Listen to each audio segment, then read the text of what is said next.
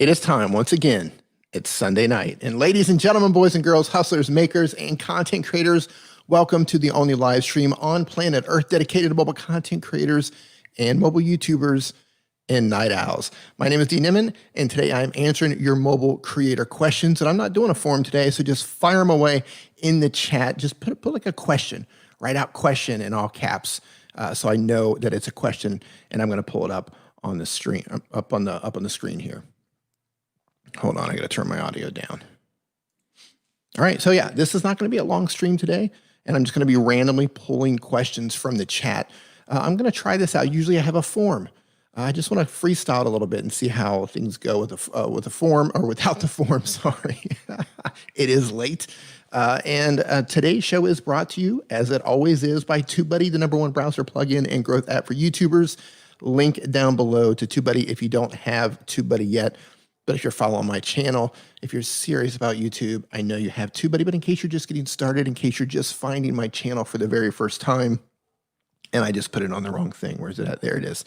TubeBuddy can help you get your titles together, can help you choose the right keywords, and if you have access to a computer, you can even A/B test your thumbnails to find out which one of your thumbnails is performing the best. And TubeBuddy just released a new service, a new website called channelreviews.com, where it does an automated review of your channel and tells you where you need to improve. Pretty cool feature. I'm going to break that down hopefully next weekend during a live stream, or maybe the one after that. Today's stream is also brought to you by StreamYard, new channel sponsor. And by the way, if you guys haven't seen the video that I put over on StreamYard's channel about a day and a half ago, I go over this lighting setup and what we can do with these tiny little lights. So if you're not subscribed to StreamYard, you are, and if you are using StreamYard, or if you want to go live with StreamYard, or you just want to learn about lighting, head over there and check that out. Good stuff over there. That was a fun video to make. I'm going to hop into the chat here. Hold on. What is going on? What is going on? First question out of the gate. Hey man, Farmstead Smith, is there a way to schedule your live with Prism Live Studio app on a mobile? I don't believe they've added the schedule feature just yet. It's coming. It is coming. I know it's something that they're working on. There's a bunch of features coming with Prism Live Studio. So it is coming, and it doesn't matter if you have under 1,000 subs or not. As long as you're verified, and YouTube will let you stream on a computer and any third-party app. So under the whole 1,000 sub thing, all that means is you need to be verified, and you cannot stream with the YouTube app directly. Hey, Narfield, how you doing? Nice to see you in here. Ross Brand in the house, ladies and gentlemen. How you doing, Ross? Nice to see you in here. How to get people to watch your live streams? That's a great question. How to get people to watch your live streams? Okay, first and foremost, you got to have an audience, right? You have to have an audience. That being said, if you don't have experience live streaming, live stream if there's only one person who shows up. If there's two people who shows up, that's fantastic, because you can have that communication. You can build that relationship with that one person, with those two people who show up.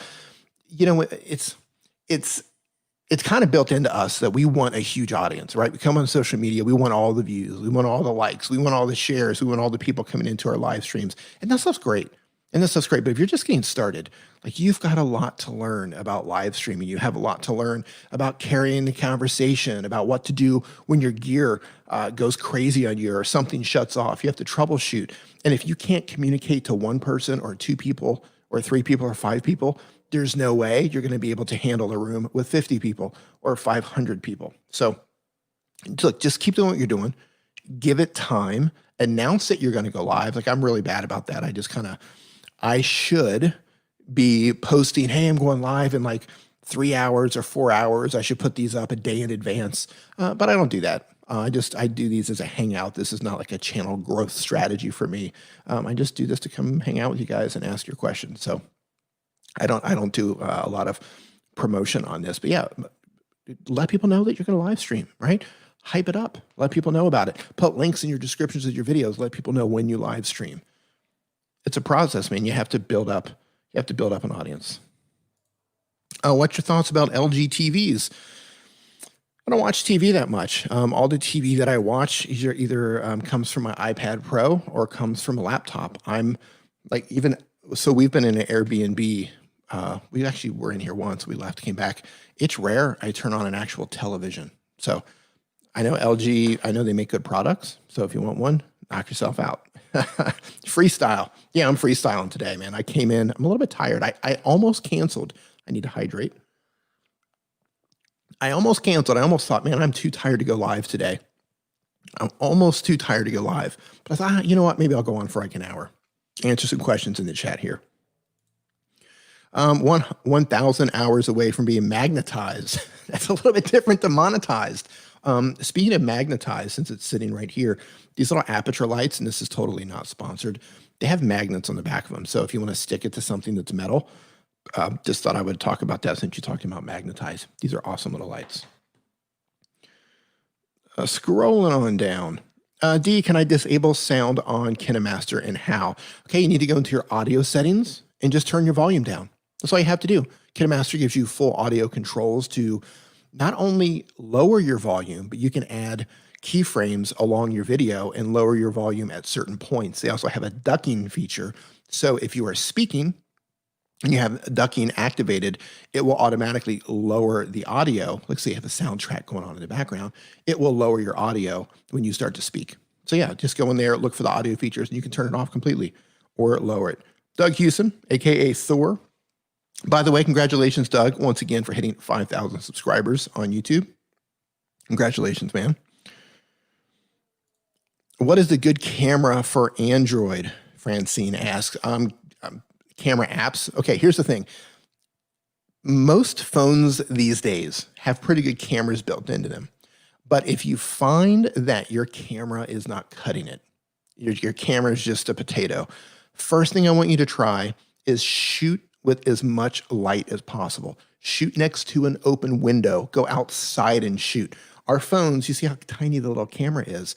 The sensor that's inside is even smaller. Our phones love a lot of light. So if your camera doesn't look that good, go outside and shoot or shoot next to an open window. If it still doesn't look that good, for Android, I think you can use the free version of Open Camera. It doesn't give you 4K for free, but it does give you up to 1080, I believe, for 4K. And if Open Camera doesn't work for you, you could also try a video app like Filmic Pro. That's got to be more pro level, has a lot more features, but you definitely get what you pay for. But at the end of the day, if you have an old, out-of-date phone with a bad camera, you've got an old, out-of-date phone with a camera. The apps can only do so much magic. My channel has been monetized, not magnetized. Congratulations, Ross. You're in the big leagues now, boy. Congratulations. Okay, this is great. Did you know you were going to be a YouTuber? Okay, this is the best question of the night. I defy anyone to beat this question right here. Did you know you were going to be a YouTuber when you were young? Oh, man, you just made my night. First of all, the thought of the internet was not even like a thing when I was young. Back in the day, yeah, I read books. When I was young, we played outside. This is before games. Like we played board games. We played Army in the Woods. We read books. We did BMX and skateboard and that sort of thing. The internet actually didn't come along until I was in my early 20s or something like that. So no, I actually I didn't know I was going to be on YouTube until about just 2.5 years ago. So 2.5 years, that's it. When I was young. And that's the cool thing about the new generations who are being born into social media. Like this is like legit. Like, hey, what do you want to be when you grow up? I want to be a YouTuber. And you can.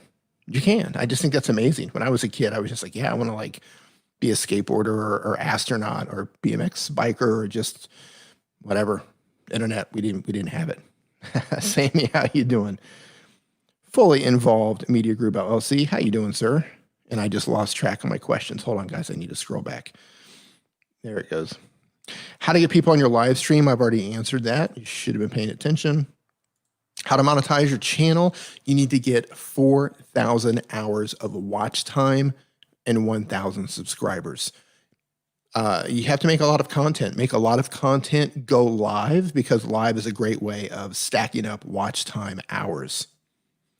But you know, you got to make the content. You got to put in the work. There's no shortcut. Don't waste your time doing sub for sub or any of those grow together or any of the watch parties. I just today on Facebook I saw somebody talking about there's such thing as like a watch party where everybody gets together and like watches each other's content and try to get their watch. Don't mess with that. Don't try to game the system. What's with the caps today? I don't know. I don't know what's up with the caps. Screen recorders. Okay, when it comes to screen recorders, in my opinion, if your phone does not have a built-in screen recorder, go with either Mobizen or AZ Recorder.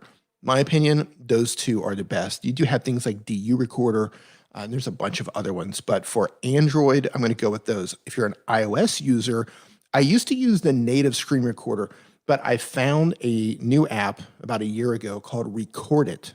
Just record it. And it gives you a lot more functionality for screen recording. You can change the frame rate and all of that, where inside of the native screen recorder inside iPhone, you can't do that. I signed up for AdSense long before I was eligible for monetization. What? No. When you hit monetization, when you hit that threshold, they'll monetize you. If your channel isn't problematic, if you have a history of copyright strikes or claims, or you're uploading other people's content, you're probably not going to get monetized. I'm a download TubeBuddy. That's what I'm talking about.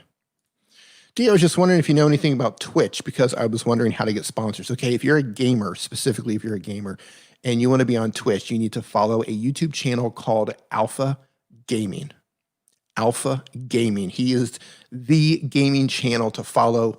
He's on Twitch. He gives his advice on YouTube, but his advice about Twitch, you need to go follow him anyway, is grow a channel on YouTube, because it's easier to get discovered on other platforms, because Twitch is not good for discoverability.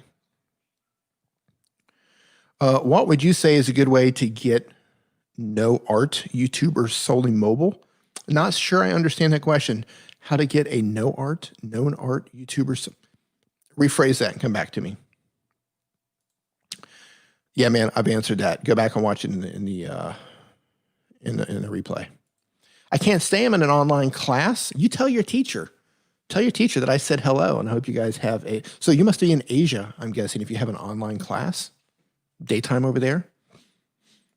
Question, I'm doing a POV channel style. My desk is pastel blue. Do you think that color would be too harsh on the eye? Should I get a desk with more neutral tones? That's actually a great question. If I understand it correctly, you're doing a POV channel, point of view, to where you're doing like a top-down, so you've got your camera shooting down on the desk. Correct me if I'm wrong. Your desk is blue, and you are showcasing products or something. Maybe you're drawing, but you're worried about the color of your desk. Here's what I recommend. The color of the desk probably isn't going to make a big of a difference. The key is, if you want to make it look really good, is to only put things on the desk that have high contrast with blue, right? So black, yellow, red, that sort of thing. If you put things on top of blue that are close to blue, then the blue is going to wash it out. But if you use contrasting colors and color theory and learning about contrast and that sort of thing, that's a whole nother conversation. Go to Google and learn about contrast colors and figure out what contrasts well with blue, and then put those sorts of things on your table, and it should work fine. Technically, T, what's going on, my man? Hope you're doing well. I'm doing great, thank you. Let's see. 10 people usually show up. That's great, man. Dude, you have 10 people who show up. So treat those 10 people like they are the most amazing people on planet Earth, because they are giving you their time. That's time they are never going to get back. Let's say you go live for 30 minutes or an hour. Let's just say you're going live for an hour and you've got 10 people hanging out. Those 10 people are giving you their most valuable asset, time, for 1 hour. They're never going to get it back, and they're choosing to spend that time with you. Treat them with respect. Talk to them. Get to know them. Like, you want to grow a live stream, get to know those 10 people. Like, talk to them all the time. Over time, 11 people will come. 12 people come. It's a process. But you got 10. That's fantastic. Yo! I've done plenty of one-man raids. Oh, I love it. I love it.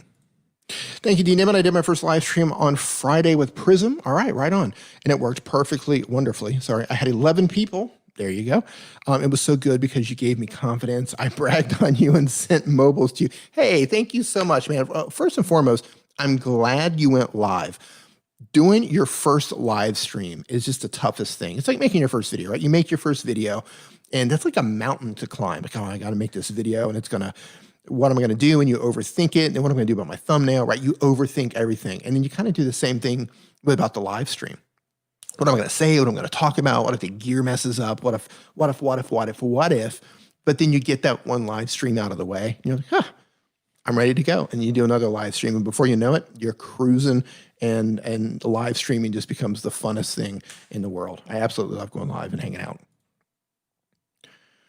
Scrolling on down. How to add an icon to your screen. I don't know if you're on an Android or an iPhone, but you can Google for that. It's 10, yeah, man, 10 streams, 10 viewers in your stream. That's great. That's fantastic. That's fantastic. You have 10 people who want to hang out with you. Go hang out with them.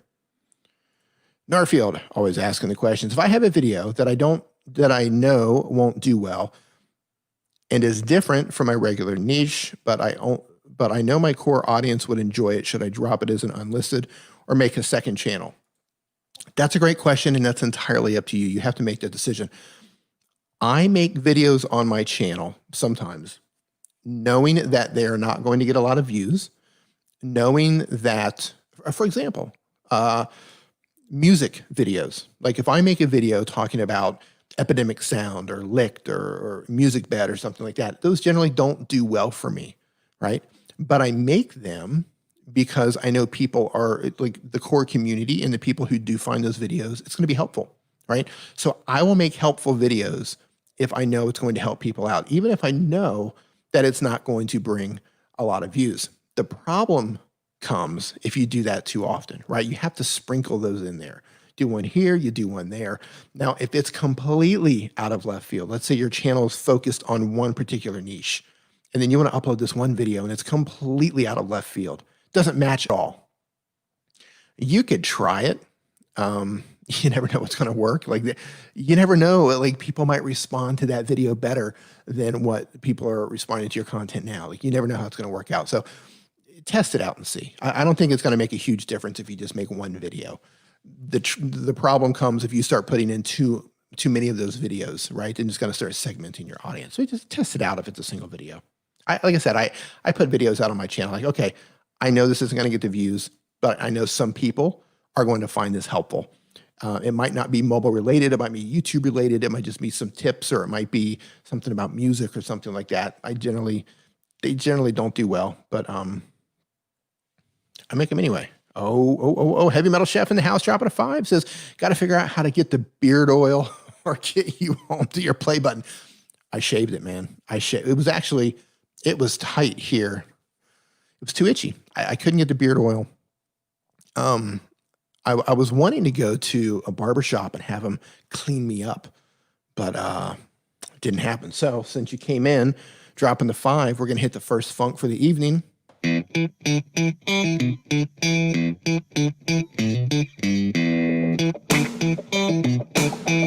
man. Super chat. $5 funk for you right there. Aha, $5 funk. Thank you so much, man. Next question. I need to jump in the browser so I can tag. Yes, you do. Hey, Deo, what's happening? Let me see. How can I get my videos into search traffic if my videos are not high percentage search traffic, my views are low? Okay, so you're a gaming channel. If you're doing a gaming channel and you want search traffic, then you need to make videos for people who are searching for stuff, right? YouTube is a search engine. People go to YouTube, they search for things. So you have to think about, okay, I'm a gaming channel. What can I do with my gameplay for people who are searching for gameplay? That means you have to teach people how to play the game, teach people how to beat the game, teach people about the characters, teach people about the maps, the mazes, whatever game you're playing, right? A lot of how-to stuff, how-to type content, utility type content, that's great for search. So you have to think about the content that you're making and why you would show up for search in the first place. You have to build that video for search. So when people are looking for that specific thing, they make that connection. Sammy, no, I'm not using a form tonight. This is going to be a short stream, I think. So if you guys have questions, just fire away in the chat. I'm going to do my best to get through most of them. And then we'll wrap it up after that. I'm just kind of randomly picking on these. Is it okay to do a silent live stream? I don't understand what you would want to do with a silent live stream. Like, you're going to have something going on. I mean, do you do sign language, or are you playing something visually? Are you putting a video up there with no noise or no audio? Excuse me, I need to hydrate. Like, you're going to have to do something to hold their attention. But if I went to a live stream and there was no audio whatsoever, it's okay if you don't talk, but you need to put something out there, unless you're doing, sign or something like that. Jelly Duck, what's going on? Instagram Reels rollout is so strange. I created a test Instagram and I have Reels. Yeah, I did a test video on Reels itself. Everybody's like, oh my God, Instagram Reels is so amazing. There's so many views over there. And yeah, I've seen a lot of views, people dancing and stuff like that, getting crazy amount of views. So for testing purposes, and I'll just break it down, I'll tell you what happened. So I uploaded, it was a test. I uploaded the same video to TikTok as I did to Instagram Reels. The video that I uploaded to TikTok has 7,283 views on TikTok, and on Instagram, this exact same video, and I use pretty much the same keywords and everything. The same video on Reels has 121 views. 121 views. 121 versus 7,000. And the one on TikTok, it continues to give. The views keep coming in. So I don't know. It could be the type of content. I don't know. I think it's weird. I think Instagram, and another thing that I find with Reels is people are just uploading their TikToks, right? Even with the watermark on it, people are just uploading their TikToks. It seems like it's like a throwaway platform. Maybe they'll, I don't know, maybe something will come of it. But they did the same thing with IGTV. Tons of hype. Everybody got excited. And now it's the same thing. People just upload their YouTube videos for it. So I don't know. I don't know what Facebook is doing. Facebook owns Instagram. Ross, is there any risk to taking a segment from a longer YouTube video and uploading it as its own video? Are you talking about taking a portion of the video? No, I mean, people do that with clips, right? My brother Nick just opened a new clips channel where he's taking segments out of Niman Live and putting them out there. What you want to do is, if you take a segment out, let's say you take a part of an interview out, you take a bite, 3 minutes, 5-minute little bite, put a new intro on it, put a new outro on it, put some new graphics on it, right? Spruce it up a little bit to make it look a little bit different. But there shouldn't be any problem with that. Question, can your description get you more subscribers, and how so? Good content is what gets you more subscribers, right? There isn't a button, there isn't a tag, there isn't a hashtag, there isn't a magic description, there isn't a title, there isn't a thumbnail, there isn't any magical thing that's going to get you subscribers. It's going to blow your channel up. The best thing you can do is know who you are making content for and make great content for those people. If they like your content, they'll subscribe to your channel. Now, you can do little things like, if you come down, I don't think I've done it on this live stream, but go to one of my normal videos, and I'll have like 5 ways to support the channel. And one of the ways is to subscribe to the channel. Copy that link and paste it, and you're going to see some code that goes after my name. So it's youtube.com/dniman. Then I think it's like a question mark, and then like confirm, and then like the number 1. Take the end of that, put your URL in the front of it, and put that down in your description. Ask people to subscribe there. So when they click on that, it's going to automatically pop up the subscribe box. So if they want to subscribe, they can click it and go in. But that's not going to move the needle, right? Great content is what you want to focus on. A description isn't going to be like, oh wow, look at this description. I'm going to subscribe to this channel. That's not going to move the needle for you. You mean monetized? I don't know. I liked you when you were magnetized. I'm great. Next to Duder, how you doing? How to add a subscribe icon on your screen. There's two ways to do it. One, you need to find a transparent image of a subscribe icon, or you need to find a subscribe icon that's on a green screen, then use a video editing app that has a chroma key feature. Choose the green, it will disappear, and you'll be left with that subscribe icon. Zach Talks Tech in the house. How's it going, sir? I was in your live stream a little bit earlier today. Your set looks so amazing. I have such envy of your set, man. Did you have any tips with editing videos with KineMaster? I don't have any tips other than put some footage in there and just start clicking on everything, right? This applies to all video editing apps and software. Load up something. Here's what you do. Take your phone, go shoot a couple of things around the house or outside and make like a little 2-minute sequence or just like, hey, I'm going to go from my bedroom down to the kitchen. I'm going to open up the refrigerator. I'm going to grab a box of cereal. I'm going to pour the cereal in the bowl. I'm going to pour some milk in the bowl. And then I'm going to here's me eating the cereal. Film that and then edit that in a sequence. Just practice that. It doesn't matter what app you're using or what software you're using. And just tap on stuff. What does this do? What does that do? What does this do? What does that do? It's not going to ruin your footage. You can always close it down. It's not going to save anything unless you want to save it, right? It's not going to overwrite anything. Tap on everything. Be curious. Click on stuff. Like that. That's the tip. Doesn't matter if it's KineMaster or anything else. Click on everything. Tap on everything. Figure out what it does. Don't be afraid to dig into the apps. A lot of them are really powerful, especially KineMaster. Scavenger's Video Journey. How you doing? Hey, Slot Freaks. How you doing? Nice to see you in here.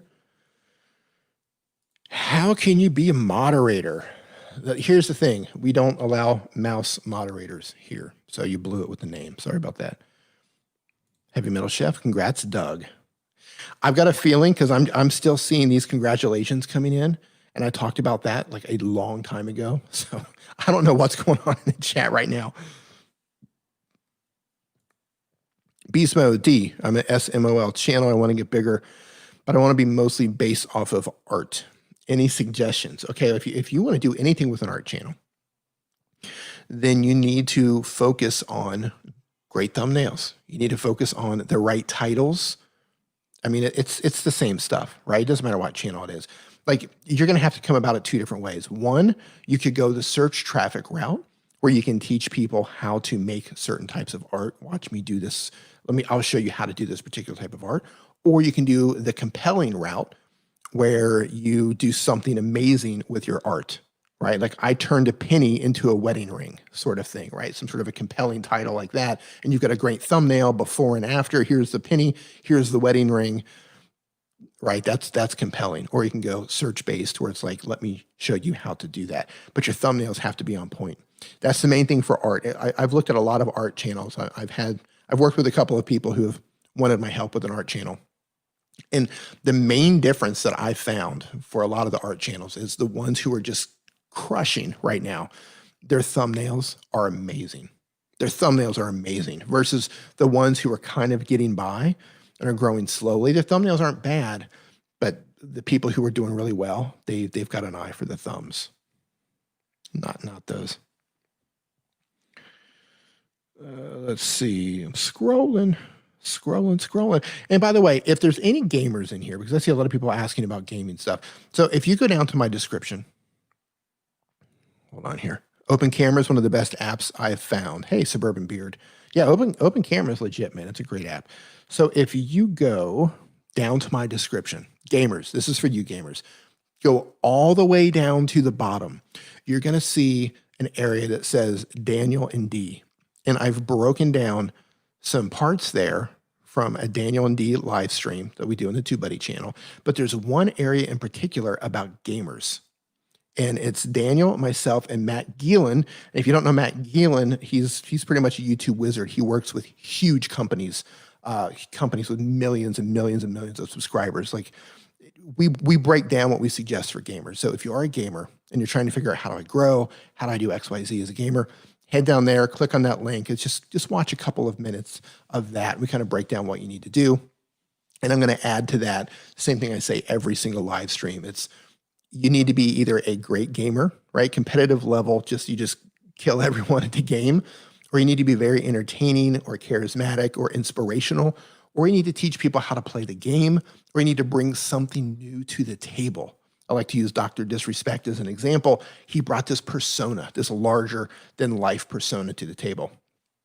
And he built this into what it is. And last is just, you got to give it time. You have to give it time. Scrolling on through the chat. Hey, Pixelpia, how you doing? Nice to see you in here. Scrolling down, yes, some comments. D only knew he would be fantastic at something. Wow, we're still talking about what about when I was a kid. Yeah, actually, so when I was really young, I wanted to be an astronaut, like most kids, like at that particular, when I was growing up, we wanted to be astronauts. That's what we wanted to do. Obviously, it didn't work out. Oh, I love it. Mark Lopez, anyone know where to ask a question? Normally, I have a form in the description, but today I'm randomly pulling them out of the chat. Best live streaming app. Okay, since you mentioned app, best live streaming app would be Prism Live Studio. App works for Android, works for iPhone. Specifically, if you're a gamer, right? They have a screen share feature now in Prism where you can stream out your gameplay. If you want to use a browser-based live streaming system, right here, go to StreamYardFree.com. You can try StreamYard for free to see how that works for you, but it's all browser-based. The Fat Guy, how's it going, man? Nice to see you in here. Just scrolling through the comments. I have 6,000 subs, but only 15 are active. What do I do now? My channel is kind of dead now. My guess is you did sub for sub. If you only have 15 active subs, what do? Yeah, you screwed up somewhere. You need to figure out how you got those 6,000 subs in the first place. If it was sub for sub, then that's your loss. You screwed up on that. But think about what did you do to get those subs and then make more content like that. Or just start throwing a bunch of stuff up on the wall and see what sticks. 6,000 subs down to 15. That's, I don't know. I would even consider maybe even walking away. I don't know what type of content you're making. I don't know if you're a gaming channel. I don't know what you're doing, but I would question where you got those 6,000 subs in the first place. Or if you did a channel pivot, are you making the same type of content that those 6,000 people signed up for? The answer is no. Then that could be your reason. They're just not interested anymore. Mark Lopez, hey D, I'm a singer-songwriter. I can speak 4 languages so fluently. Good. I can make music in blogs in 4 languages. Do you think I should have a multi-channel for each? What do you think? Yeah, absolutely. Don't confuse YouTube or your audience by doing a multi-language channel. Pick a language, make a channel about it. If you want to do it for 2 languages or 3, make different channels for each of them, right? If I come to your channel as an English speaker and you're speaking and singing in Brazilian Portuguese, I'm probably going to peace out. I'm not going to stick around, right? Because I came there for your English and you start throwing this other stuff at me. So focus on one language per channel. Hey D, why'd you cut your beard? It looked cool. I mean, dang, because it itches. It itches. I didn't have beard oil. I didn't have any conditioner. It was getting long and scraggly and itchy. Subscribe to Nick's Clipped channels. Yep. Do you live stream on other apps? TikTok, Twitch, IG, Periscope. TikTok just turned my live streaming. The funny thing is you're supposed to get live streaming on TikTok at 1,000 subscribers. They didn't turn it on for me until I was at like 32,000 subscribers or 32,000 followers. So I'm going to try some live streaming over there. I've gone live on Periscope once or twice. It was okay. It's not something I want to do on a regular basis, but mostly I'm focusing on YouTube now. I do want to test out TikTok to see how that goes. And I wouldn't mind testing out Facebook as well, testing things out over on Facebook. And of course, when LinkedIn Live finally activates my live streaming account, I will live stream over there. I'll test that out. Can you show us exactly how to work one of the editing apps that you suggested for mobile editors? That's what I do in the video tutorials. I show you how to use them. One thing that what I'm hoping to do, I think I'm going to get a second cam set up. I'm kind of redoing I'm getting ready to order some stuff. That's what I'm trying to say. I'm getting ready to redo my streaming setup. And I think, because in case you guys don't know, I know a lot of you do, but in case you don't, I've been stuck out of my home. I'm in Mexico. I live in Thailand. I've been in Mexico for 7 months. I'm kind of stuck here because of COVID, so I don't have all of my stuff. I'm thinking about picking up a second camera and doing like an overhead shot. So when I do my live streams, I can do the talking head portion like this. Then I can do a down shot to where I could do some online training and show you guys how to actually edit. And, like, okay, I shot this video today. Let me show you how I edit the entire thing, because doing that in video format is tough, right? There's a ton of, it's easier to do something like that live than trying to show how I do an exact edit and put it in video format. That can be tough because it itched. Sweeney Dunstan, how's it going, man? Setting up for a new type of content tomorrow. I'm super excited. Hope it does well for you, man. You're trying all the things. I love it. Scrolling. Hey, Jason, good to see you live again. Good to be live again. Every Sunday. Every Sunday. If you have a powerful computer, vMix is great software. Yeah, you know what? Here's the thing with vMix. I think vMix is fantastic. There's a learning curve around vMix. Like if you're just getting started as a streamer, I don't recommend vMix. vMix is something that you graduate up to over time, but it's super powerful. Abidoo, I got 30K subs on another channel. Congratulations. I deleted all my videos because I got demonetized and I started uploading again, but I only got 1,000 views a day. I used to get 100,000. Yeah, you messed up by deleting all your videos. Keep going. Just keep going. I mean, that's all you can do. If you deleted all the videos, they're gone. It's what's done is done. The best thing you can do right now is keep making videos and focus on the videos that were making your channel grow. Like you should know the type of videos that grew your channel in the first place. Just start hammering those out. Start cranking those out. Hopefully that will get the ball rolling again. But you deleted those videos and you deleted all that data.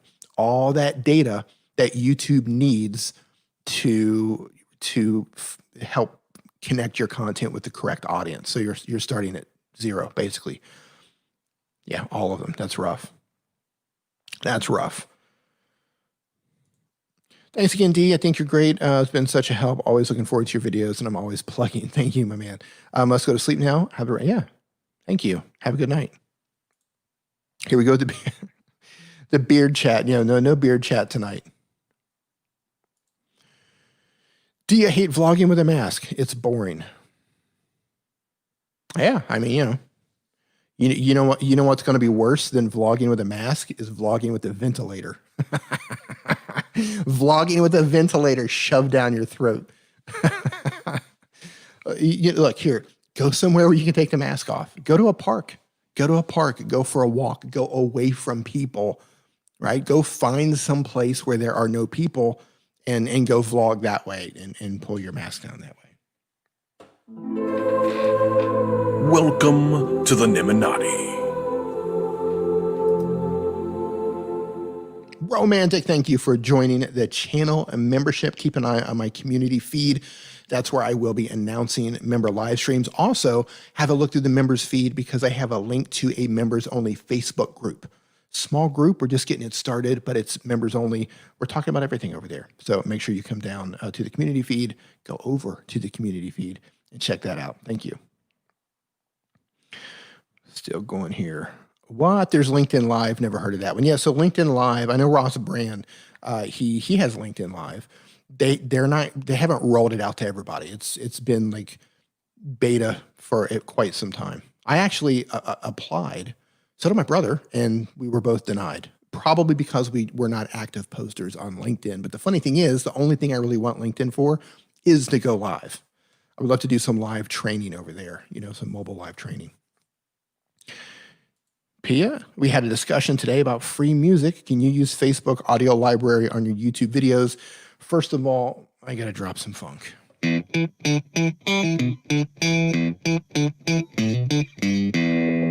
Run into like Wild Cherry. Remember Wild Cherry?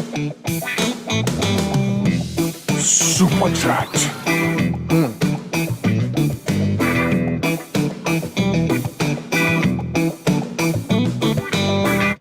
Okay, to answer your question, I would not. I wouldn't. This is where choosing the right music service comes in handy. So with Epidemic Sound, you can put your content in multiple places. But if you're getting music, say, out of the YouTube audio library, that's for YouTube. If you're getting content out of the Facebook, if you're getting music from Facebook, that's for Facebook, right? So if you start crossing that content back and forth, there's a good chance you're going to have copyright issues. So I don't recommend doing that. I'm definitely a mobile editor. Yeah, I love doing short form content on my phone. That's kind of the thing that I like doing the most.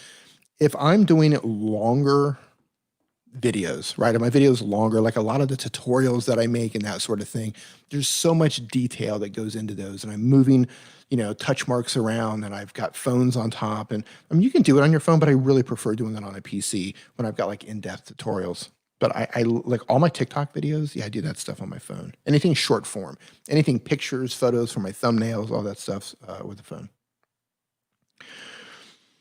Speaking of multiple channels, should they all be under the same email account? Pros and cons. Good question. Okay, so technically speaking, if you lose one, let's say you lose your YouTube account because you have 3 copyright strikes within a 90-day period, or you've community guidelines violations, they delete your account. You're not supposed to have any more YouTube accounts. Like it's one strike, you're out with YouTube. So if you have your accounts connected to one email, then they're all going to go. If you connect them to multiple emails, they can probably find that out as well. I mean, I have a bunch under the same email address because I'm not planning on doing any violations. So I would say it depends on what you're planning, what type of content that you're making. If you're doing anything that's on the line, or you're constantly getting copyright claims, or you've had a copyright strike, or you could have issues down the road, then no, I would not do that. But just remember that if you lose one, there's a good chance you're going to lose them all. And if they don't catch you right away, they probably will down the road. That's what I'm talking about. Hashtag born, not born bald, born blad. If you remember from last week, born blad. If you're ordering, I have affiliate links. I don't even know what that reference is. Wait, you're getting more gear. Yeah, so I think I'm going to get the ATEM Mini. So the ATEM Mini, for those of you who don't know, it is a tiny little camera switcher. And that's going to allow me to run my face cam like this, and then run a down cam, be it a phone or another camera that I pick up, and I can run them both in HDMI, and I can run that through StreamYard, so I can do camera switching, face shot, down shot, while continuing to use StreamYard. I can run my audio through it, and I can pull in a presentation from my iPad or my girlfriend's computer. So if it's like a keynote presentation, then I can do that. So yes. Thanks, really helped me out by that tip, by the way, for making vids. I am so into Peter McKinnon, but for B-roll, my cell phone just records 30 frames per second and not 60 frames per second. Any comments? One, Peter McKinnon's a giant. I don't know if you've ever met him or not, but I'm 6'1". He towers. I'm going to guess he's probably 6'4". He's a giant, super tall, super skinny, super nice guy too. I mean, for B-roll, I mean, yeah, everybody wants that buttery smooth B-roll. They'll shoot that at like 120 frames per second. If you only have 30 frames per second, that's what you got. Save up and get a different device. I mean, if you can't shoot 60, you can't shoot 60. Work what you have with 30. You can't really slow that down, right? You have 30 frames per second. You're not going to be able to slow that down to get smooth footage. So what I do recommend is putting it on a tripod, right? Just put your phone on a tripod and just do B-roll that way, and use your editing software or your editing app to pan back and forth, to zoom in and zoom out. It's kind of not the best workaround. Go Google. It's called the Ken Burns effect. It's for photographs. All it is it's just a zooming thing for photos, right? You take a photo and instead of just looking at a blank photo on TV, it slowly zooms to the photo or it slowly zooms out of the photo. Since you only have 30 frames per second, put your phone on a tripod, focus it in on the thing that you want to shoot. Shoot it wider than you need, right? Shoot it wider than you need. So when you pull that into the app or into software, you can move that to slowly pan it back and forth or up and down or zoom in or pull out, that sort of thing. So that's what you're going to work with 30 frames per second. Get creative with it. Ross, yeah, you love the A10 Mini. Yeah, I want the top-down shot. I want the top-down shot. Right, my travel kit. You guys have seen my lighting setup over in the StreamYard channel. If you haven't seen that, you should go check that out. So I now have the Rodecaster for audio, which I absolutely love, by the way. I've got my light kit together. I have a laptop for streaming that I'm using with StreamYard. I have a Sony ZV-1. I have my iPhone 11 Pro. And I have a Samsung Galaxy S9, and I did have an iPhone 10 or iPhone 10s, but iOS 14 bricked it. It ruined it. iOS 14 ruined my 10s. So I don't know. I need to get it to an Apple center to try to have them to fix it.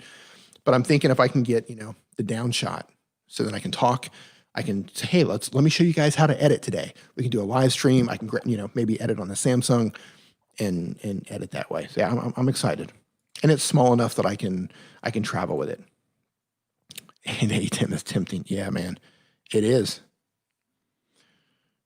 Let's see. My channel's been experiencing no growth in the past month. Any tips? Yeah, I mean, I don't know what type of content that you're making, but if you're not growing at all, then you're not making content. You're either not making content that people are interested in, or you haven't given this enough time. Like maybe you've only been uploading for a month. So I'm not doing channel reviews today, so I'm not digging into your channel. But one, you might not have, you might be new to YouTube. It takes a while. Two, you might be making content that people are just not into. So change it up. Try something new. Experiment.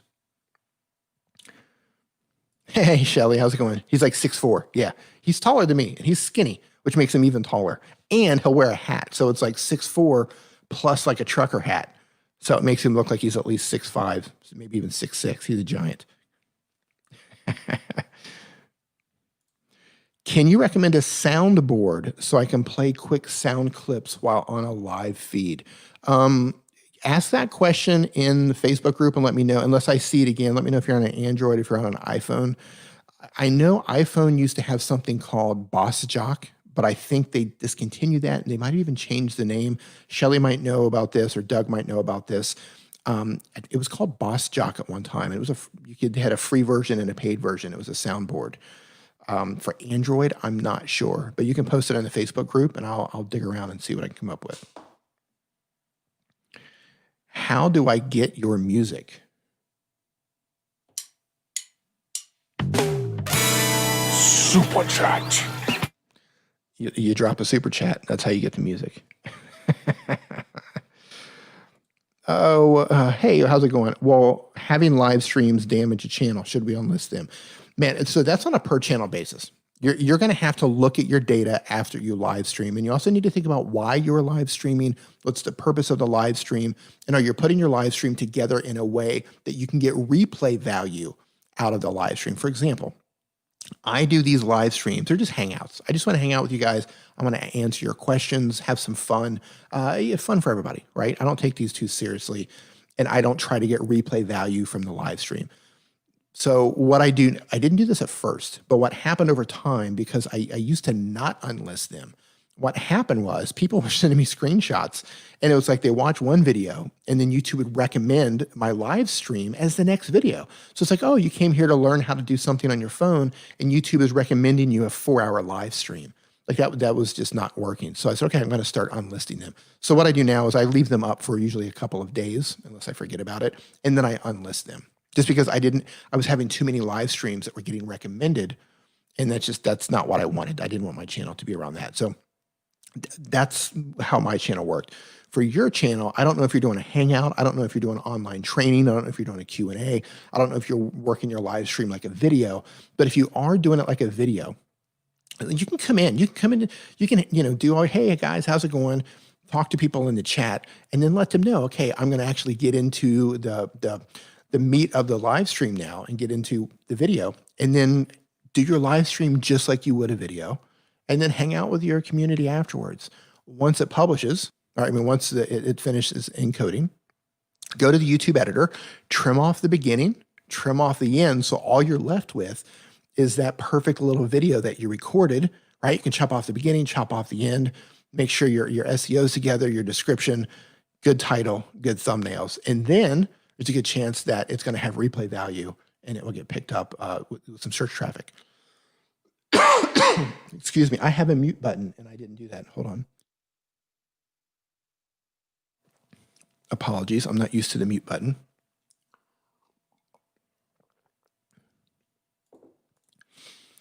D, I don't hear about gear. I have too much and I have a lot of cables, like 3.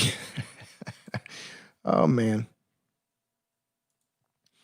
Don't you have the same soundboard? Yeah, so the soundboard that I'm using, so it's not actually a soundboard. I'm using the Rode Rodecaster. It has a soundboard built into it, but it is a 4-channel, it's basically a mixer. It's a mixer that will record your audio at the same time. So if you're getting into podcasts or you just want to use it as a mixer for your live streams or to record your videos, it sounds amazing. It has all the effects. It has compressors, noise gates, limiters. It has everything built inside. And it has a 8-panel sound bank on it that you can move them. It has 8-panel at a time, but you can switch them and you get a total of 16. And you can hit record. So if you just want to record audio, like I can hit record right now and record pristine audio of this live stream. Yeah, it's called the Rode Rodecaster. And then you can plug in mics like this. You can get a really good sounding microphone. It's XLR, and you can also plug your phone into it. It has Bluetooth capability. It's fantastic, man. Absolutely love this thing. I want to use the bathroom, but I don't want to miss the funky music. It is great. I'll tell you what, we'll wait. I'll tell you what, why don't you go use the bathroom, and we're not going to play any funky music until you get back from the bathroom. So go. Take off. Dan Tan is in the house. #focus. That's what I'm talking about. Let's see here. Do you read any physical YouTube books on content creation? We just started reading Tube Ritual by Brian G. Johnson. Yeah, so we have Tube Ritual on the Nimin Live streaming desk. Back in Thailand, we've got that. We also have YouTube Secrets by Sean Cannell and Benj Travis. Those are the two. I actually have both of those linked down in the description below. They're great books. They're great books, especially if you're just getting started. You're just getting started. You're trying to figure out YouTube. Both of those books are fantastic. Links down below to those. Question, should I buy a Focusrite? Possibly, if you want to use a dynamic microphone like this or any sort of an XLR microphone, Focusrites are good. They sound great. I think that's what Nick was using until he got the Rodecaster. Yeah, they're great. It's good quality. D, with me using my phone, should I get a microphone to vlog or just rely on my mobile mic? Yeah, get a microphone. I mean, if you're in a pinch and you're like, hey, I just feel like knocking a vlog out, grab your phone and record, right? The more important thing is that you make content. Like, man, I'm in the mood. I could vlog about something right now. Grab your phone, make it, don't worry about it. But if you put a little bit of thought into it, right? You could even use these. Like you wouldn't believe how good these, right? These come with most phones come with these days, right? The little earbuds, and they have the little microphone. Where'd it go? Where did you go? It's got the little microphone. This sounds great. I actually have a video coming about this. This sounds great.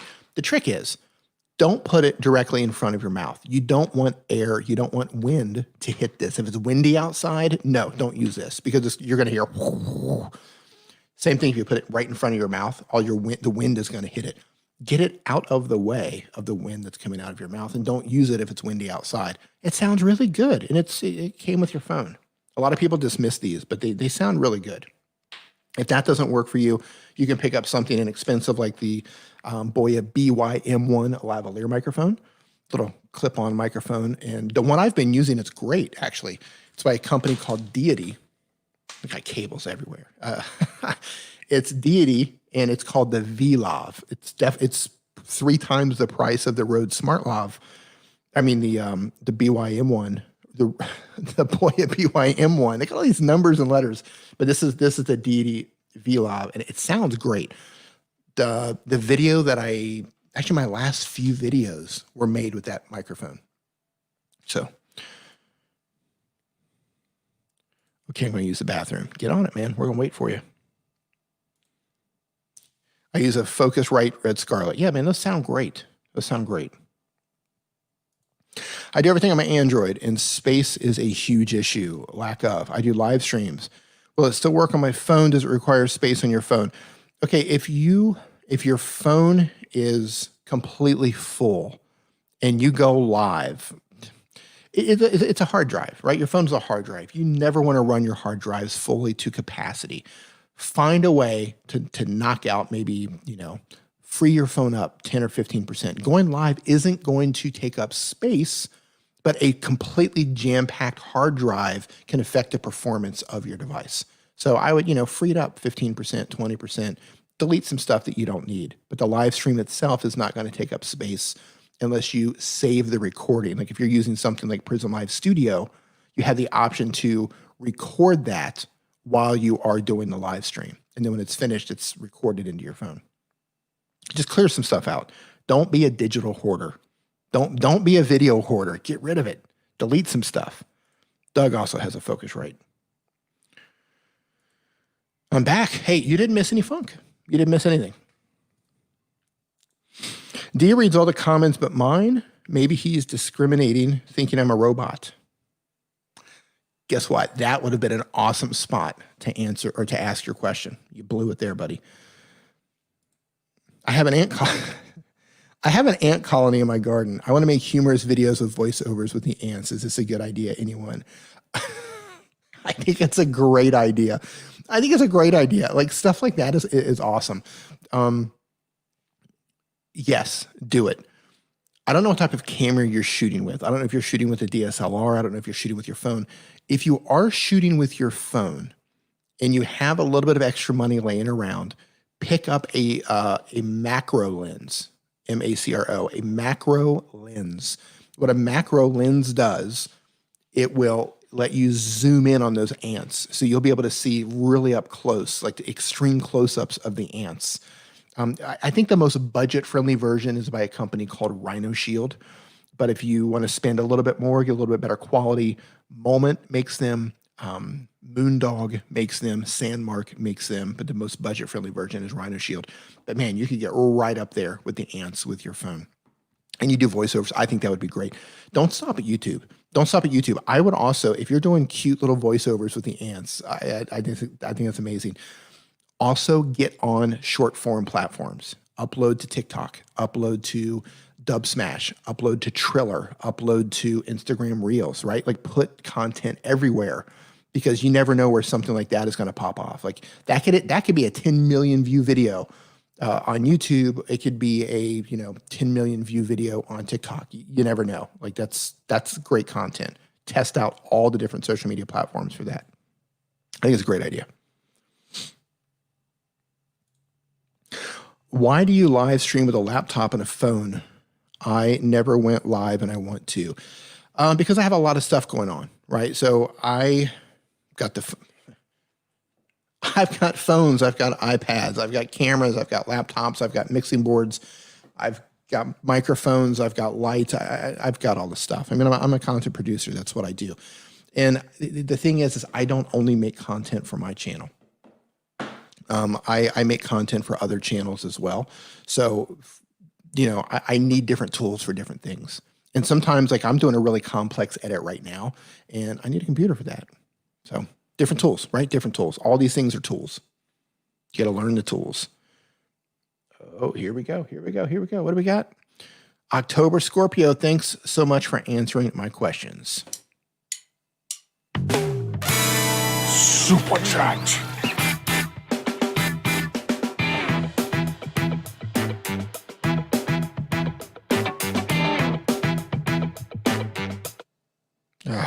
just feels so good. Thank you so much for the super chat. Much appreciated. Luke, I'm doing great. How you doing, Luke? Dear D, for that multiple channel thing, is it okay to use the same thumbnail for all multiple channels, considering I will change the language in every thumbnail? Yeah, I think so. Just make sure that, so if your language is English on that particular channel, make sure the thumbnail is in English. If you're speaking in French, make sure the thumbnail is in French. Yeah, I think it's okay.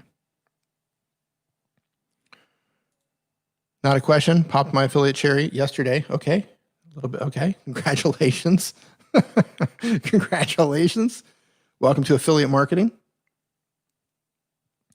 Scrolling on through love the music. Thank you. I love it too. I love music. I love music of all kinds, but I find the funky music like that, it's fun during a live stream. I can't upload to YouTube and export it in bitrate of 19 megabits per second. YouTube says it can't process the video. Once I reduce it, the bitrate is less than 19 megabits. YouTube, what? YouTube allows it to upload. Why? I have no idea what's going on there. I can't upload a video to YouTube and export to bitrate. I don't know. If you're trying to upload in a particular format or bitrate, I don't think the bitrate matters so much because you can upload like 8K footage onto YouTube right now. So it could have to do with the actual video format. So when you're rendering out your video, if it's giving you multiple options, like maybe export it as an MOV instead of an MP4 and see if that would make a difference. I put up videos not getting a lot of views or in the search box. Should I start all over? No, you should stay the course. You should stay the course. You have to understand that this is going to take a while. Sometimes it can take years and years for people to get going. You've got a lot to learn. You have a lot of stuff to learn. You've got to learn how to shoot. You've got to learn how to edit. You've got to learn about audio. You have to learn how to make thumbnails, how to choose the right topics and titles and write the descriptions and how to present in front of the camera. There's so much to learn. It takes time. Stay the course. Stay the course. Know that this is going to take a while. Still stuck in, of course, man. Look, I'm in Mexico probably at least for 6 more months, at least. Rode is giving away doing a giveaway for Rodecaster. I can post a link if you want for anyone interested. I don't think it will allow you to post a link in here.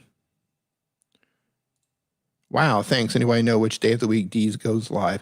I go live unless life gets in the way, every Sunday on my channel. Times vary because I'm stuck away from home, so my schedule's all over the place right now.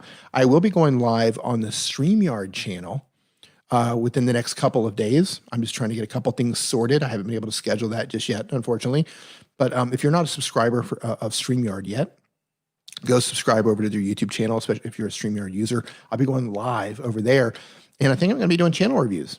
I haven't done channel reviews in quite some time, so I'll probably be doing channel reviews over on the StreamYard channel within the next couple of days. So hope to see you over there. Chat has slowed down. That's good. I can't keep up with it. I can't keep up with it. Scrolling through here. Today, I don't know what you're talking about, Doug, but I got your back. Whatever you want to do today, man, I'm in. Dear D, today's my birthday. Please wish me one. You're a big fan. Happy birthday. Happy birthday. Have an awesome day. What time is it? It is 10:36 p.m. where I am. How are Brian G. Johnson's master classes? Anything Brian G. Johnson does is great. If the way he teaches makes sense to you and you want to become part of his masterclass, then I highly recommend it. Brian's a great teacher. The key is when you're joining a course and you're paying for that sort of thing, you need to do it with someone who, when they explain things to you, it makes sense, right? There's a lot of different people out there selling different products and all of them are good. You just have to find the right person where when they explain it, you're like, oh, that makes perfect sense. Brian makes perfect sense to me. So if he makes sense to you, I think joining his masterclass is a great idea. Brian knows what's up. What's a good screen recorder for a laptop that is free? OBS. OBS has a built-in screen recorder. So you can record your screen in OBS, also with Streamlabs OBS. It's free. And no, I'm not making money. I'm just using this to get my videos seen. Should I continue to spend? It's getting expensive. If you're spending money trying to get views on YouTube, you need to stop. That's not how you grow your channel. You grow your channel by making videos that people want to see, that people respond to, right? If all you're doing right now is you're wasting money. Yeah, you're getting some views coming in, you're getting some numbers coming in, you might be getting some subscribers. That's not how you grow your channel because you don't know yet what's working. All you're doing is you're focusing on trying to grow when you should be focusing on how to make good content. If you can't get people to respond, right? If you can't get people to click on the thumbnails that you make, you can't get people to watch your videos 40%, 50%, 60% in length for your audience retention, you're wasting your money, right? Now, if you do dial your channel in, you dial in like, hey, my audience retention, people are hanging out 50%, 60%, 70%. My thumbnails all have a high click-through rate. I've got a great community. People love what I'm doing. Then it makes sense if you want to try to target a certain audience to make them aware of your channel because you know how to convert them. You know how to bring them into your community, turn them into subscribers, get them into your funnel. If you're doing sales, I don't know what you're doing with your channel, but if you're like you're putting the cart before the horse, right? You haven't built the skill yet of making good content or getting people learning how to get people to react to your content, and throwing money at it that's not going to fix. That's a short-term solution.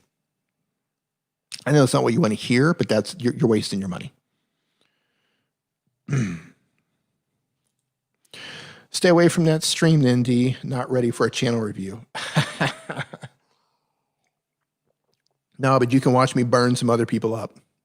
It might even be like a mean channel review session, like a mean channel reviews. Maybe I'll do that. I don't think I'll do that to their channel. Maybe I'll do that on mine. Hateful channel reviews. Oh, man.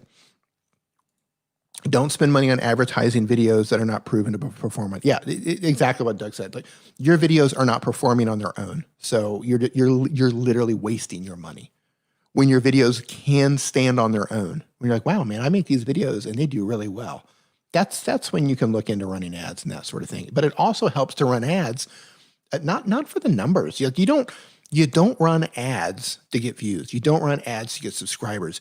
You run ads because you've got a product to sell and you want to drive them to a video that's going to introduce them to a product or a course or whatever it is that you have that you're trying to sell. Like, that's why you run ads. You've got a book, right? You've got a book. You're trying to drive people in that way, just trying to buy your way into getting views and subscribers. Please, please, please stop. Please stop. Does it have watermark fully? Does what have a watermark fully? Don't understand the question.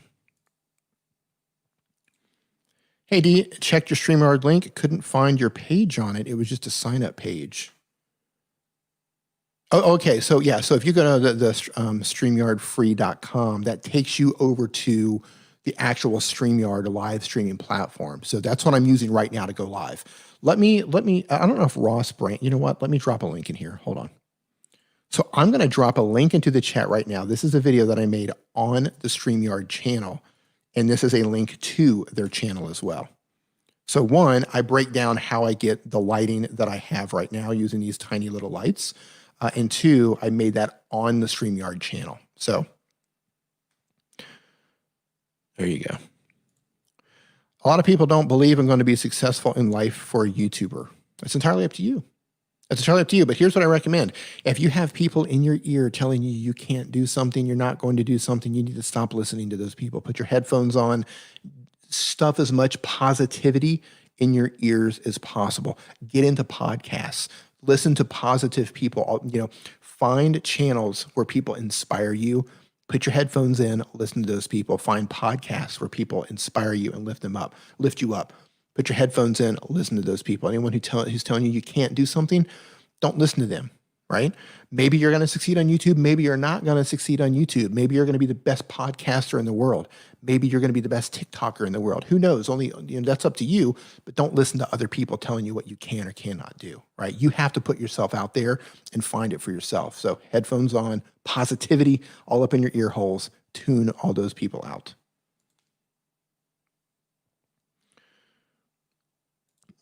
How to get copyrights for uploading? Yeah, you don't want to upload Hollywood movies.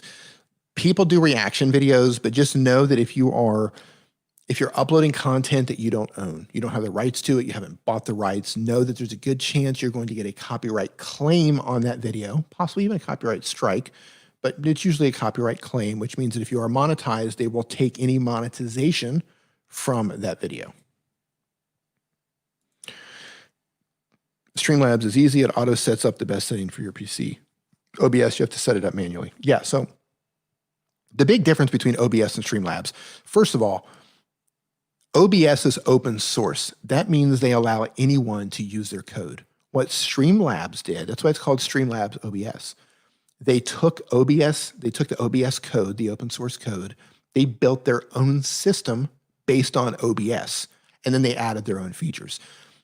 So why I prefer OBS over Streamlabs is because OBS does not force you into updates. Streamlabs will force you into updates. And sometimes, like we had days on Niman Live where, because we had 3 or 4 cameras set up there. We've got Nick's computer that was brought. We've got a big production there. And Streamlabs would update. We're getting ready to go live, and it would force us into an update, and it would just destroy everything, and I'd have to rebuild everything. OBS never does that. Prism Live Studio has a desktop version now as well. It is also based on OBS. So all this stuff is, well, not all this stuff, but because OBS is open platform, Streamlabs, Prism Live Studio, and a few others, they use their code to build their own. What is the best advice you can give to a new YouTuber who's just starting out? Best advice I can give you is have fun. Have fun and enjoy the journey, because you are going to struggle. You're going to get frustrated because you're not going to get enough views. You're not going to grow fast enough.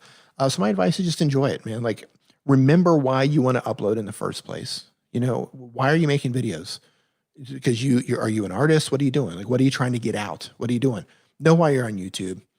Enjoy the journey. Have fun with it. Don't get too caught up in the numbers, and focus on learning how to make good content. And you'll know it's good when people start to watch it, when you start to get those views coming in, when people are starting to leave comments. That's when you know that it's good.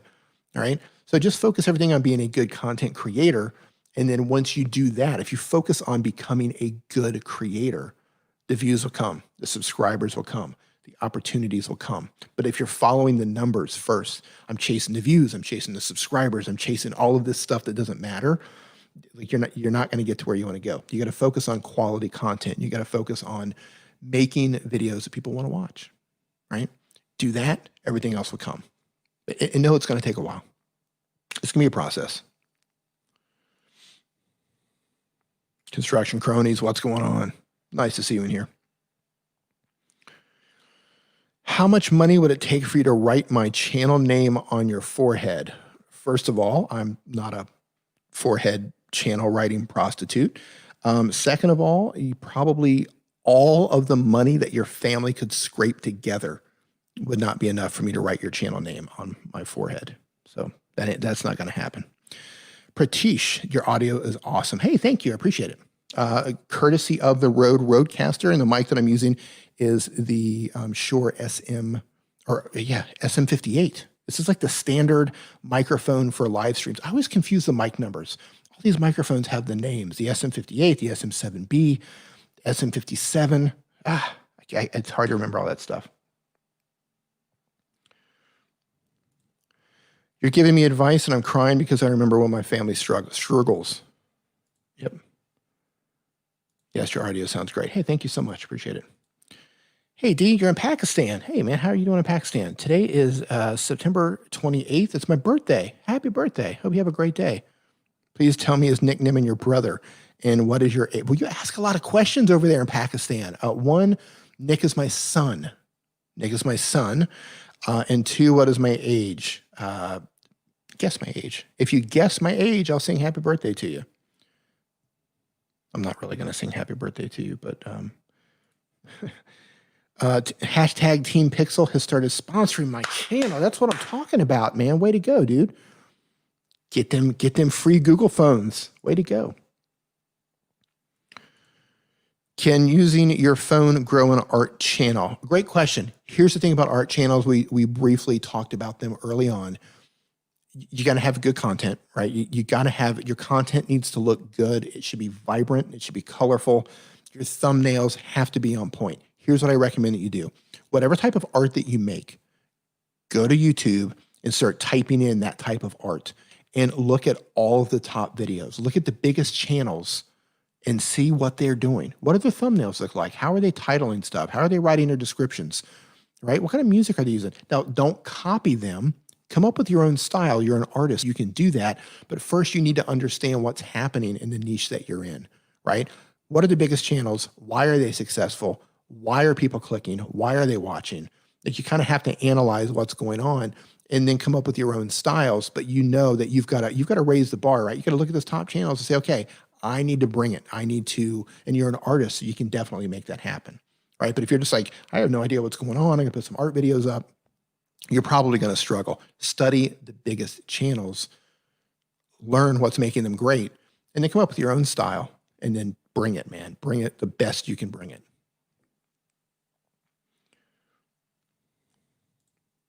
Pratish, do I owe you money? Do I owe you money? Is that what you're asking? How much do I owe you? I think you should use bright colors background. Are you talking about this? Man. So I didn't set up my normal lights, but here's the funny thing. I actually set this up first time tonight. So this is great. So they have an app. These lights have an app. So I can change this. I can raise the intensity. And I can change the, ooh, look at that blue. I dig that. Yeah, maybe a little bit more purpley. Little Gerald undone purple. Yeah, I'm going to stick with that. Yeah, these lights are great. And again, not sponsored. I paid for these with my own money. But these little aperture RGB lights are amazing. What? Nick is your son? No, he's not really my son. Pia, you have a good night. Nice to see you in here. Thanks for stopping by. Don't ask me for a birthday gift. I'm waiting for my Crude Dragon pod. Oh, man. I missed a question here from Stephanie. Oh, okay, there it is. Stephanie says, is the multi-view worth extra money? Are you talking about the A10 Mini? It depends. It depends on what you're doing, and Ross is probably going to tell you the same thing. Like, this entire stream has been one camera, and it's perfectly fine.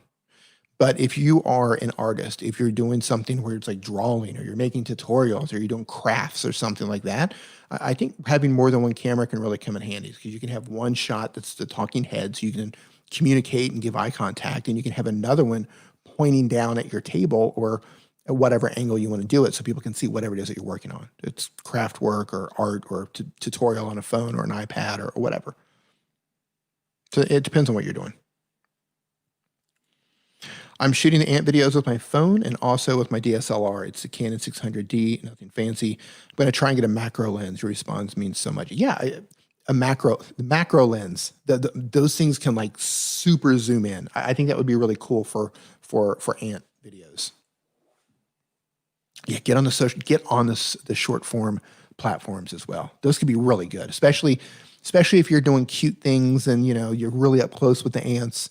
There's a lot of potential there. Let's see. Why do some channels grow faster than others? That's a great question, and it really comes down to channels that are growing faster than others have either A, been doing it longer, which means they're probably more skilled at it, and B, they make better content. They're connecting with an audience, right? The true difference is, right, you have one channel that's not growing, same niche. Let's say they're making the exact same content, right? Same niche, and one channel's not growing, another channel is. So one channel's learned how to connect with an audience. They've learned how to make videos that people want to watch. They've learned how to make thumbnails that people want to click on. They've learned how to choose topics that people are interested in, right? They've learned how to get people to watch from one video and then hand them off to another video and then hand them off to another video. They've learned the skills to be good at what they do, right? So when you ask, why do some channels grow faster than others? I could ask you the same question of, why do some basketball players end up in the NBA And some of them never make it out of college, and some others never make it out of like high school basketball. Same thing, right? Some are just really good at what they do. Some are okay at what they do. But it usually comes down to what they put into it, the skills that they've learned, how much have they practiced, how good are they? Can you start a gaming channel with a bad PC? I don't know. I don't know how bad your PC is. Try it and see. Try it and see. You're not going to be able to live stream at 60 frames per second at 1080p. You might have to upload at a 30 frames per second, 720p. But try it and see. Your computer will let you know. 2020 sucks. Yes, 2020 has been rough. 2020 has been rough, and I just saw the news today that somewhere in Texas they have tap water with a brain-eating amoeba that's got like an 80% fatality rate. Somewhere in Texas, people are drinking the tap water. This thing's eating their brains and killing people. 2020. What else have we seen in 2020? We have seen fire tornadoes in 2020. We have seen an eagle flying. We saw a video of an eagle flying across the beach carrying a shark. That was in 2020. Of course, you've got coronavirus. You've got whatever's going on in the U.S. right now. Yeah, 2020 has been wild, man. Just wild. Uncle Dan, man, how's it going? Hope you're doing well. Flipping the bird there. That's a great avatar. He was only being sarcastic, guys. Yes, you got it, man. You got it. Hey, man, what did I miss? Hey, what's going on, Courtney? You haven't missed much. I was just answering questions. Nice to see you in here. I usually have a questionnaire form where people can ask questions, but today I'm just grabbing them out of the chat, just kind of randomly pulling them out. So those of you who are mobile creators, so you see this gentleman right here made on mobile TV. If you're a mobile content creator, you need to go follow this dude everywhere. Go follow him everywhere. If you're making everything on your phone, go follow him everywhere. We also did a great podcast together on the Mobile Creator Podcast. We did that, was that 2 weeks ago? So you can just go like Mobile Creator Podcast and go find that on YouTube. Great stuff. They interview mobile content creators, mobile filmmakers. Good stuff. What do sponsors do for a channel? They keep the lights on. What do sponsors do for a channel? They pay you. I mean, that's the simple answer. What sponsors do for a channel? I like to look at it like this. I don't think of it as what do sponsors do for a channel. I like to think of it as what does the creator and the sponsor do together in a relationship so that both parties can get something out of that relationship, right? So what a sponsor might do, for example, this stream, and I'm just going to take this off really quick. This stream is sponsored by TUBEBUDDY, of course, fantastic company. You know how TUBEBUDDY works. If you don't know what TUBEBUDDY is, there's a link down below to pick that up. And this stream is also now sponsored by StreamYard. And the way this works is every deal is different, first and foremost, but they could sponsor individual videos to where they're like, hey, we'll pay you to make a video, or they might sponsor your live streams, or they might sponsor your entire channel, or they might sponsor a series of videos, or you might work out a deal where you have a wider package sponsorship deal where you're talking about them on multiple social media accounts. You're retweeting special tweets. You're adding them to your email list, right? Like maybe one of the emails goes out about them. They give you discount codes to give to your community members. You make X amount of videos about them. You represent them. Whoa. Hang on, guys. Whoa. Hold on. Hang on.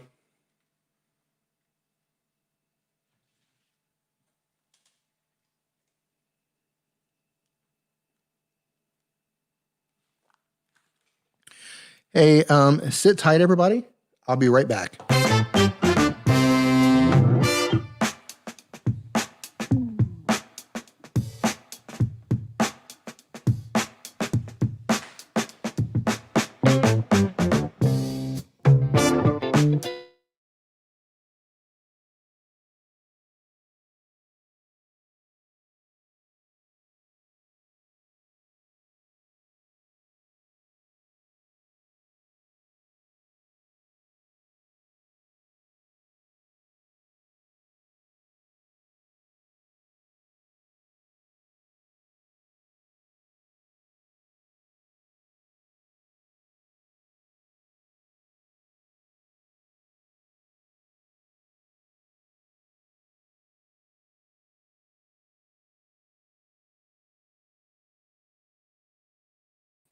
And just like that, it took that long for me to fix the camera.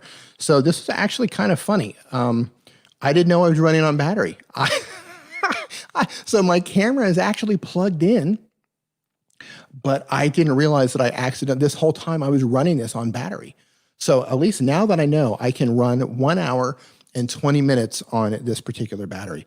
It said battery was exhausted and just shut off. So I didn't have it plugged in. So yeah, live happens. And this is one of the cool things.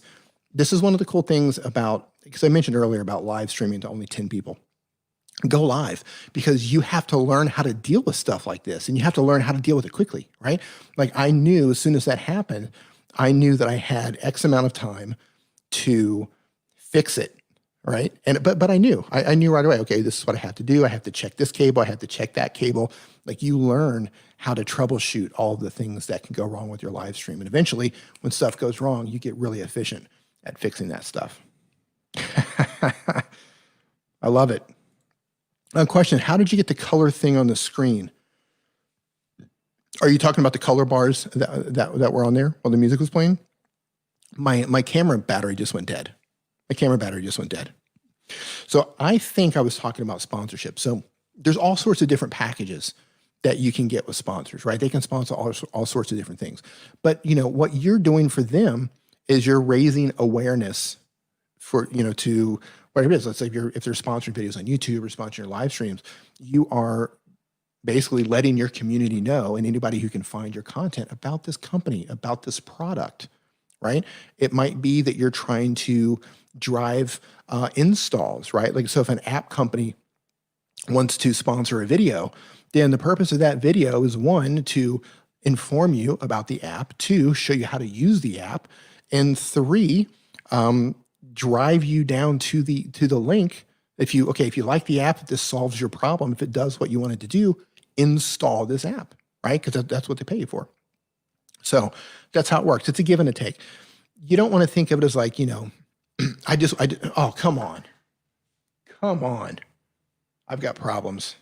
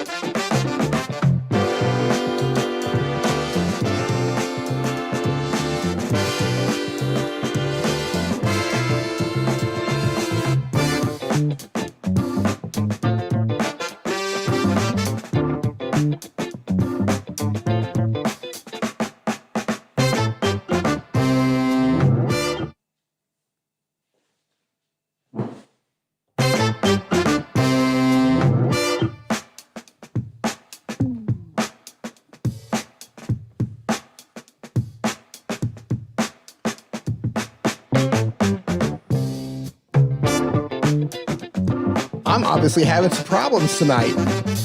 So this is a weird thing. So it was unplugged. Yeah, I'm just gonna listen to this for a second. Hang on.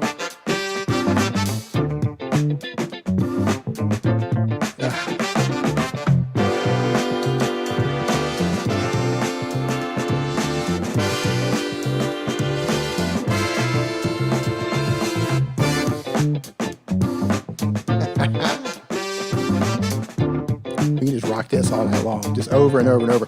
Yeah, I don't know what's going on. So it was unplugged. So what it is, I had this super long cable plugged into one of the, like a power strip, and the cable was like a little bit out before. It was a little bit unplugged the first time. See, now it's telling me the batteries, I don't know. If it shuts off again, I'm going to call it a night. That means there's a problem. So what I'm doing is I'm unplugging it and I'm sticking it into different plugs in the power adapter. I don't know what's going on. Live happens, right? Live happens. You got to be ready for this stuff. You got to get ready for this stuff. All right, I'm going to wrap up the sponsorship thing by just saying, it's a give and take. You do stuff for them, they do stuff for you. At the end of the day, you give them exposure, they give you money. Sometimes they give you products, that sort of thing. But think of it as a relationship, right? You do stuff for them, they do stuff for you. All right, now I got to go back. I know I missed a ton of questions here. Let's funk it out while we wait. Yep, let's do it.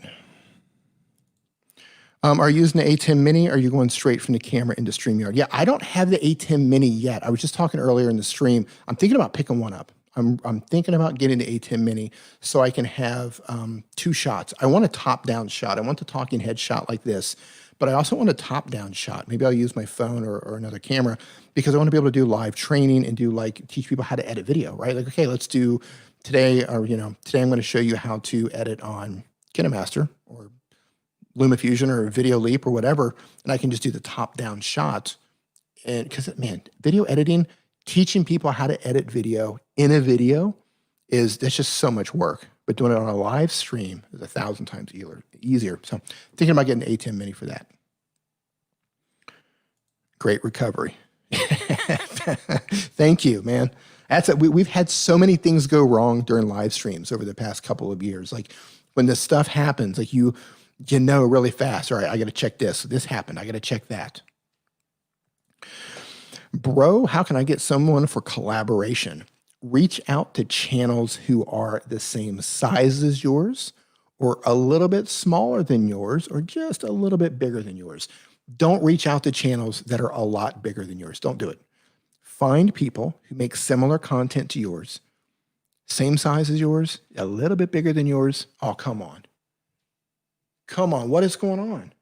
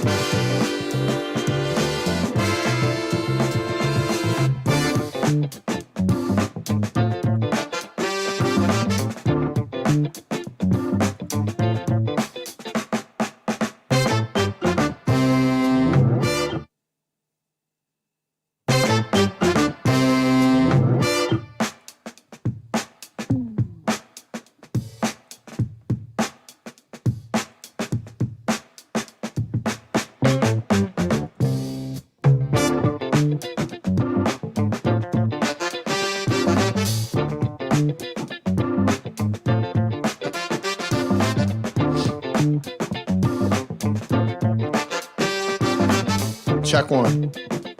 All right, here we go. All right, there's more than one way to skin a cat, ladies and gentlemen. I am live streaming now with my phone, and you got to bear with me. I'm just going like seat of my pants right here. And this is one of the great things about, I'm looking at the wrong camera. This is one of the great things about live streaming. I need to find a adapter. So bear with me here. I need to set this up. Awesome. Busting out the old,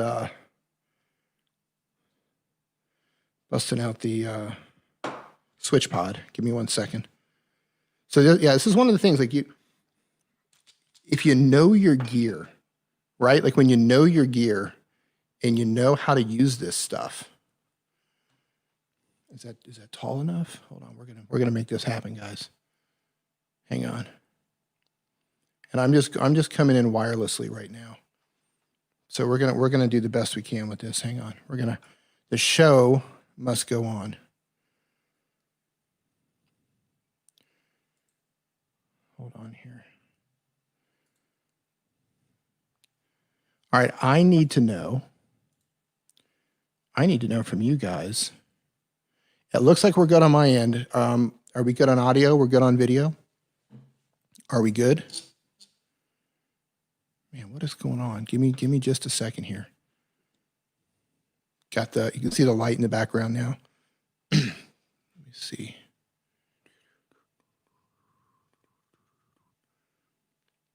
One second. I'm out of desk space here. Yeah, you want to see how quickly you can put a new camera source together. See, now if I had the A10 Mini and I had that second camera put together, I could have just hopped all over that. Oh, okay, yeah, apologize for the framing. We're running with this the best we can here. Hold on. So it doesn't, I know you don't want to look up my nose. I mean, some of you weirdos might want to look up my nose, but those of you who are civilized human beings do not want to look up my nostrils. Then I'm going to turn it this way, center up here. All right, we're rolling with this. Boom, there we go. All right, yeah, so now I'm streaming with my iPhone 11 Pro. I'm using an app called IV Cam. IV Cam, we're going to make the best of it. I have no idea what happened to my camera. I think the power strip that it's plugged into is broken. So we'll keep on trucking. We'll keep answering these questions. All right. If the phone dies, go to bed. Yeah, look, if the phone dies, we're just going to call it a night. That's just going to be the end of it. And I didn't look at the battery, so I have no idea how the battery is on this. I just grabbed it. I just grabbed my phone, and I was like, okay, there's obviously a problem with this other camera, so I'm just going to grab this and run with it. My battery could be dying in any second. I don't even know. I want to see up there. Nose goblin. Okay. The phone almost looks better. Well, the cool thing about this app, man, and I can't move. I don't have space here. Like this, the table that I'm on is set up for this particular setup, and I've got my microphone here. Hang on. Give me a second.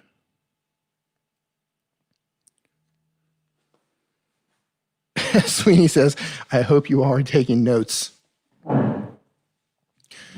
Yeah, we're just going to roll with this. I'm going to move this out of the way. Show must go on. The show must go on. Okay. So because of the way this is set up, here's my camera view. I have to look here. Again, I'm streaming with the iPhone 11 Pro using IV Cam. I'm streaming wirelessly into my computer and then broadcasting through StreamYard. But then I have to look over here to read your questions. So it's kind of separated because I'm on a table and I'm limited with my space here.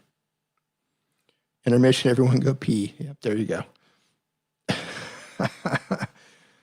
Oh, let's see. Okay, coming through here. I imagine multiple channels for different languages for my music. So should I try YouTube channel artist registration? It should be for my main channel or just my English channel. I would. Okay, let's just say you create music under your name, Mark Lopez, right? If you're a musician, I would make music under your name or your band name or whatever name you want to be known for. So if you make Mark Lopez music, then I would do a channel like I would either call it Mark. Let's say your English channel is Mark Lopez, and so you have a Spanish channel. I would put like Mark Lopez Español, right? If you do, Mark Lopez Portuguese or something like that. Like I would add that to the end of it, but like just like your main channel, whichever one your main language is, it would just be Mark Lopez. I wouldn't get, YouTube channel artist registration, none of that stuff. Just keep it simple. Brand your name. Like you want to be known as a musician, unless you have a band name. Be known for that. So use that in your channel name. Let's see. It looks good on both. We good? Okay. If a person does commentary, what types of topics should they choose? That's entirely up to you. What do you want to do commentary about? I can't tell you what to do commentary about. That's entirely up to you. Completely up to you. Hope your phone is plugged in. My StreamYard sucks the battery life quick. No, my phone is not plugged in. So this is the iPhone 11 Pro. The battery life in the 11s, it's insane when it's fully charged. However, I did not charge the battery. I didn't charge it last night, and it's 11 p.m. So I might have 10 or 15% battery. That'll get us through a little bit longer. We are seeing and hearing. G. Michael Jr., how's it going? Perfect. All good. Yes. The switch pod. Yeah, so everything's set up on the switch pod now. Everything is set up on the switch pod. That was an epic camera to cell phone. Look, all right. Even if you're not a mobile creator, this right here shows the importance of learning how to do stuff on your phone. You know, oh, I've got a camera, I've got a DSLR. I don't need to learn that stuff. If I didn't know how to do this on a phone, when this camera died, that would have been the end of the stream, right? But because I know how to do this stuff on my phone, because I have the apps ready to do this stuff on my phone, everything's prepared. And that's part of being a creator. That's part of being a live streamer. You have to be prepared for all of this stuff, right? Know your apps, know your phones, know your cameras, know your computers, know the software, know the microphones, learn the audio boards, learn all this stuff. So when you're broadcasting or you're making content, like nothing really gets in your way. The show goes on. You just keep on trucking. The lighting is totally different now. Yeah. So I didn't manually dial anything in with the phone. I literally just turned it on, put it in auto, and started running with the phone. It has, let me see what I can do here. Hold on. And I'll probably just break everything, but hold on. Let me see. Where is IVCam? Somewhere I have, I'll deal with it later. So you can manually set the look on this. It doesn't look as good as the other camera. You can't dial in the look with it. With the new Filmic Pro app, it's not the new app, the new feature that Filmic Pro has, you should be able to dial that in to get something really close to what I had with the camera, because Filmic gives you those controls. IVCam, they give you a little bit of control, but not enough to totally dial in the look that you want. And I know that eventually this will overheat my phone if I stream too much with this. SwitchPod rules. Yes, it does. Backup cam. Yes. It's like those outro musics from the show. Yep, you got it. Don't just think of what you get out of others, think about the value. Yeah, so that's back to the sponsorship thing. So one of the worst things that you can do if you start reaching out to companies and you want to work with these brands, the worst thing you can do is reach out to them and make it about you. You want to reach out to them and reach out to them with a plan and say, hey, let's say you're trying to get with a brand who sells stuff, whatever it is. You can say, hey, I believe I can sell your product to my community, right? Or my community would love your product. Here's an idea I have of how we can work together. Or you can level that up anymore. I don't like to do one-off videos. I don't like to do it. And if somebody wants to do a single video, I usually decline it. What I like to do is at minimum of 3. So when I have these conversations with brands, I don't just say, here's a single video, because I really don't want to do that. And even though on my media kit, I might put it on there, but I'll price it in a way to where it's better for them to do like a 3-year or a 3-month or a 6-month deal than do a single video. But what I do is if I'm reaching out to somebody that I want to work with, I'll say, hey, my community would absolutely love your product or your service. And I break down a 3-video idea and I say, here's what we can do together.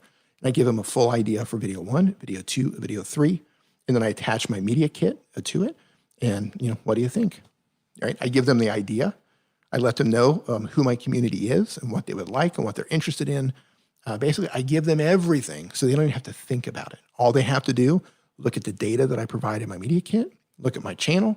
Some brands might look at your other social media accounts to see if you're, a liability, because some people want to play it safe. And then if they want to work with you, they'll work with you. I don't even know what the floss is. And this guy has videos on how to work equipment. I love irony. Yeah. Well, the thing, you can't count on gear going bad, right? You don't know when a camera is going to malfunction. You don't know when your power strip is going to fizz out on you. You don't know those things. Oh, man. Mobile games are about to be a big deal on YouTube. Mobile games are a big deal on YouTube. Mobile games are a huge deal on YouTube, and I've been saying this for quite some time. The right creator or creators who can make great mobile gaming content and teach people how to be great mobile gamers, there's so much opportunity there. Like, I wish, I'm not a gamer. I'm just not into games. I'm really not into mobile gaming. If I was a gamer, man, I would be all over mobile gaming, because there's so much opportunity there. More and more people are playing games on their phones. That's only going to grow. And there needs to be a handful of mobile-specific gaming channels that teach people everything they need to know, how to broadcast your phone, what are the best phones, what are the best games to play. Like, there's just so much information to share there.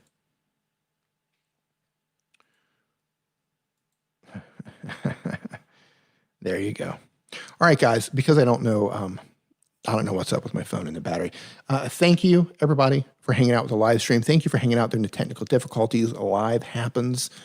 Things do go wrong, but I do appreciate you hanging out. Thanks for the super chats. Thanks for the great questions. Thanks for hanging out. Thanks to everyone who gave this a thumbs up. I do have links down in the description below to TubeBuddy, to StreamYard. If you're a gamer, head down to the very bottom. I've got a link down there where I get into a conversation with Daniel Battelle and Matt Galen about how, what a new gaming channel should do. So check out my description if you have not done so already. I'll see you guys next Sunday on this channel, and probably one day within the next couple of weeks, I'm going to be going live over on the StreamYard channel. If I can get my camera fixed, I don't know what's wrong with the gear. So I'm going to have to sort that out first and foremost. So thanks, everybody. And I will see you probably in the next couple of days over on StreamYard or on my channel. And I'm just going to play the funk for a bit while I figure this out. So I'll turn this off here in just a second. In the meantime,